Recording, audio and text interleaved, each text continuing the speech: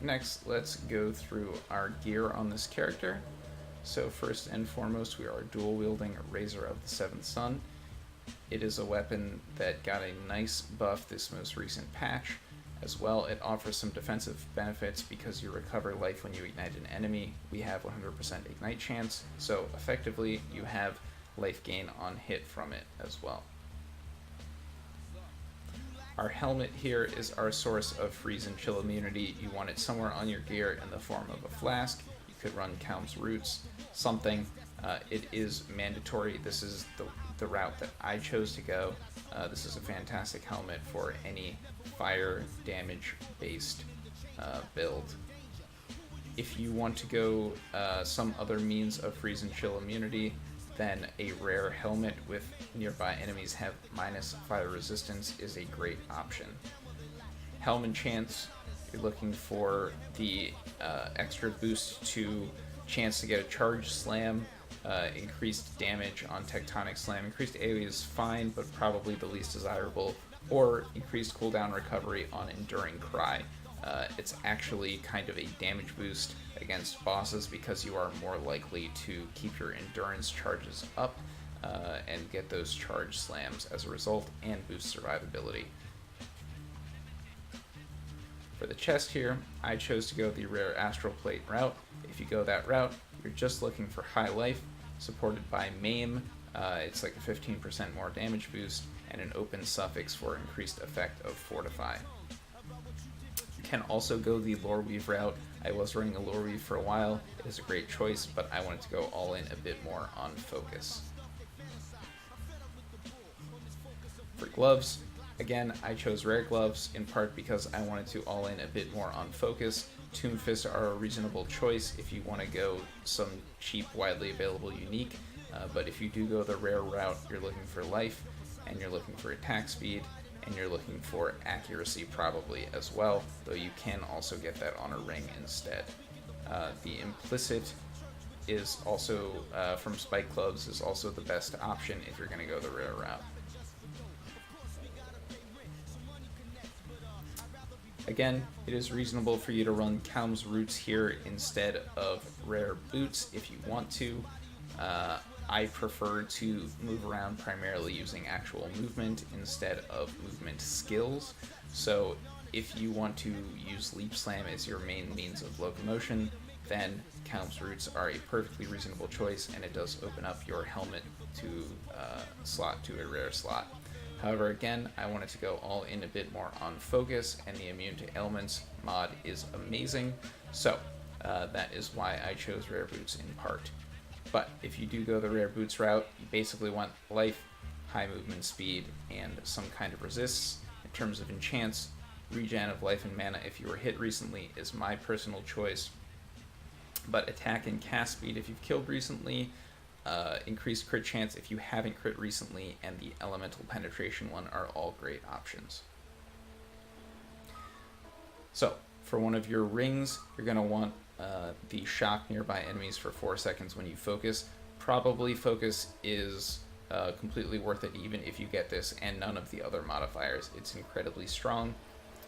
Anyway, aside from that, you want basically life and some form of damage. I went with an Essence Crafted ring that has gained 10% Fizz as extra fire damage, and accuracy on here is kind of just incidental. It's not really necessary, since I have a really nice roll on these gloves, but you could certainly sort of fill out your accuracy needs here too. I chose a Precursor's Emblem for my other ring, the 15% chance to gain max endurance charges if you would gain an endurance charge. Is a fantastic modifier which really smooths out endurance charge generation in harder, longer boss fights. There are a couple of other options that would further assist with that, +1 max endurance charges, or gain an endurance charge each second if you've been hit recently, but those are super expensive. We're talking 15-20x plus. This ring was 100 chaos, and it does the job really, really well. So you could also reasonably run another rare ring here that just has a bunch of extra damage mods and life. Totally fine. Amulet here is Zoph's Blood. Covering enemies in ash is a fairly tough to get property on an item, so that is why I chose Zoph's Blood, even though you don't really need Avatar of Fire. That said, it does help with your totem damage a little bit, fully converting you the rest of the way in combination with your Razor of the Seventh Sun to 100% fire damage, so it does actually help damage a little bit, but is certainly not necessary.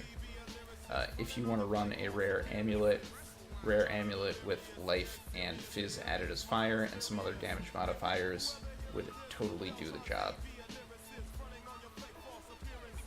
Belt here, I chose a Stygian Vice, life, resists, and damage mods. You can also run a leather belt that has, or a heavy belt that has increased life recovery.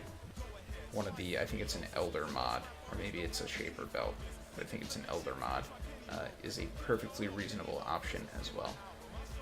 So, as far as jewels go, you want life, you want resists to help round them out, and then some kind of damage mod. This is kind of a crap jewel, but it does the job for me right now.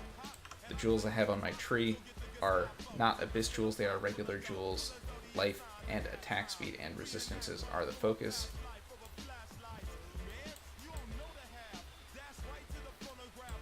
And then I have my Watcher's Eye here that modifies Purity of Elements to make me immune to LE weakness and give me a bunch of Chaos resist, just further reducing the demand on my resistances. Finally, we have my flasks. I have Blood of the Karui for my main healing flask. It is also reasonable for you to throw some kind of bleed immunity flask here. I have not died to bleed one time. However, between the focus modifier here, immunity to ailments, as well as the instant heal on my Warcry, and also just the fat heal that Blood of Karui provides, I don't think I've died a single time, even to 20 stacks of Corrupting Blood. So I wouldn't worry about it too much, but if it really makes you uncomfortable, certainly reasonable to do that. Basalt Flask, great for any melee character taking big physical hits.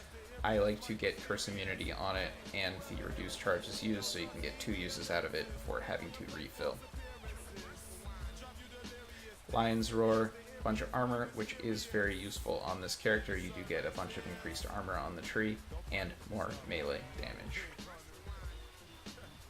Cinder Swallow Urn, Onslaught is obviously great on basically any character, but this one also, because you have a 100% ignite chance, fully takes advantage of the modifier where they take 10% increased damage from being ignited, and then also offers a bunch of regen and recovery of life and mana on kill. Fantastic flask for this setup. Finally, I like to use Quicksilvers to get around. If you want to primarily use a movement skill, you could swap this for something like a Wise Oak and just further augment damage and defense. Totally reasonable choice. This is a playstyle preference.